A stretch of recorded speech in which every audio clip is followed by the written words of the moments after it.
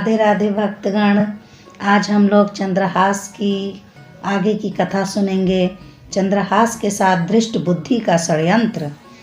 चंद्रहास ने कुंतलपुर के राजा को कर देना बंद कर दिया था। अतः उस राजा ने कर वसूल करने के लिए मंत्री धृष्ट बुद्धि के साथ सेना वहां भेजी। मंत्री को घर आया जानकर चंद्रावती के राजा ने उनका बड़ा सम्मान किया। मंत्री ने चंद्रहास को पहचान लिया कि यह वही बालक है। मन में खींचकर निश्चय किया कि कपट का जाल फैलाकर इसे अब मार ही डालूंगा। कर लेने की बात पीछे पड़ गई। अब धृष्ट बुद्धि ने एक चिट्ठी लिखकर चंद्रहास को दी और कहा कि इसे मेरे लड़के मदन सेन के हाथ में दे देना और कहना कि इसमें जो लिखा कर लाया हूँ उस कार्य को जल्दी ही कर दीजिए। चंद्रहास जी पत्र लेकर कुंतलपुर चले गए। नगर के समीप एक बाग में देवास में जानकर रुके। आनंद मग्न होकर शालिग्राम भगवान की सेवा की, फिर विश्राम करने लगे और वहीं सो गए। उसी बाग में मंत्री की धृष्ट बुद्धि की लड़की अपनी सहेलियों के साथ खेलती हुई आई। चंद्रहास के सौंदर्य को देखकर उसे बड़ा अनुराग हुआ। फिर निकट से देखने के लिए अपनी सहेलियों से अलग होकर चंद्रहास के समीप आई और उनकी रूप माधुरी को देखकर उनमें प्रेमासक्त हो गई। शोभा सौंदर्य के मत से मतवाली उस लड़की ने चंद्रहास की पगड़ी में रखी हुई चिट्ठी को झुककर धीरे से खींच लिया। उसे बाचा तो उसमें लिखा था कि पुत्र मदन, बिना कुछ सोच विचार किए चिट्ठी लाने वाले इस बालक को शीघ्र विष दे दो। यह बाँचकर मंत्री की लड़की अपने पिता पर नाराज हुई कि मेरा नाम लिखते लिखते ऐसी भूल की। उसका नाम विषया था। उसने आंखों के काजल से विष के आगे या और बना दिया। फिर आनंद की उमंग में मग्न अपनी सहेलियों में आ मिली और अपने घर चली गई। चंद्रहास जी उठे और मंत्री पुत्र मदन के पास आए। चंद्रहास उसे बहुत प्रिय लगे।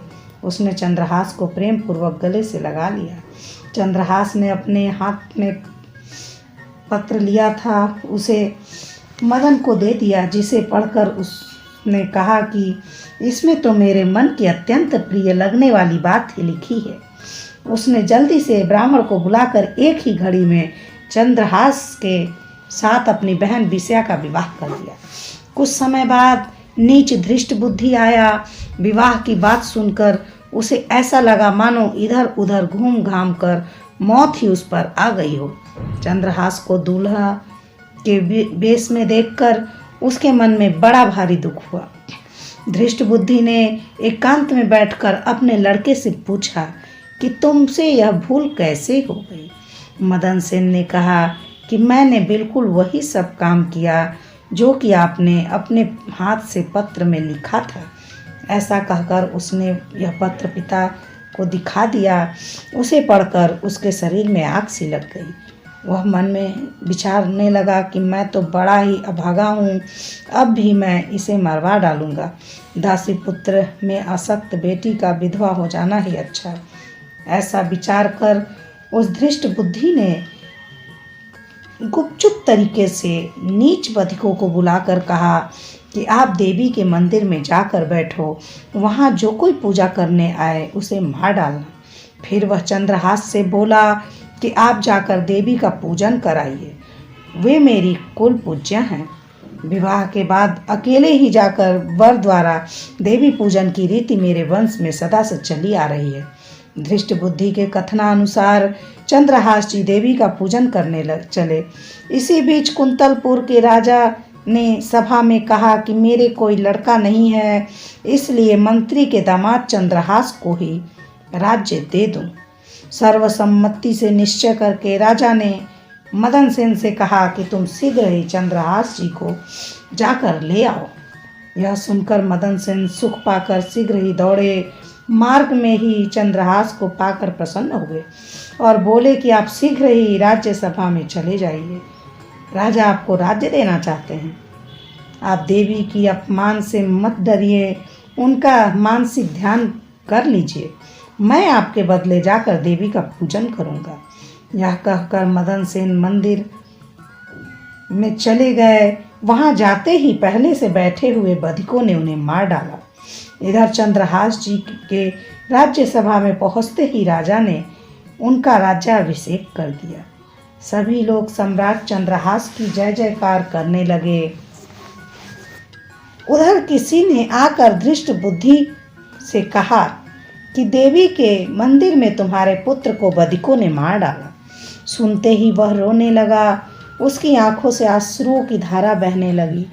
तुरंत ही वह देवी के मंदिर में गया। मृत पुत्र को देखते ही व्याकुल होकर गिर पड़ा और पत्थर पर सिर पटक पटक कर मर गया।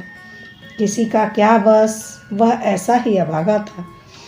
अब राजा चंद्रहास ने यह समाचार सुना तो वो भी देवी के मंदिर में आए। देवी के चरणों का ध्यान करके स्वयं अपना सिर काट कर अर्पण करने के लिए तैयार हो गए। तब देवी ने कहा कि यह धृष्ट बुद्धि तो तुम्हारा द्रोही है, इसे तो क्रोध करके मैंने ही मारा है। चंद्रहास जी ने कहा कि मृत्यु तो मेरी थी, मेरे बदले मदन सेन आए और मारे गए। पुत्रवत सुनकर पिताजी आए और मर गए। ये दोनों निरपराध हैं, इसलिए दोनों जीवित हो जाएं। कृपा करके ऐसा वरदान दीजिए। चंद्रहास के प्रार्थना करते ही दोनों जीवित हो गए। धृष्ट बुद्धि को सात्विक बुद्धि आ गई। भक्त महिमा समझकर दोनों बड़भागी हो गए। चंद्रहास जी ने ऐसा राज्य किया कि देश के सभी लोग भक्तराज हो गए। घर घर में जन जन के मुख से सुंदर हरि नाम का कीर्तन सुनाई देता था। प्रेम बस लोग राजा चंद्रहास को सदा आंखों के सामने ही रखना चाहते थे। राजा चंद्रहास का चरित्र आदि से अंत तक हृदय को आनंदित करने वाला है। प्रातः उठकर पठन स्मरण से हर भक्ति प्राप्त होती है। यह जैमिनी संहिता में व्यास जी ने लिखा है। भक्तराज चंद्रहास की जय हो, भगवान की जय हो। आप सभी भक्तगण को अगर ये कथा सुनना पसंद आया हो तो लाइक, सब्सक्राइब और शेयर अवश्य करें। राधे राधे।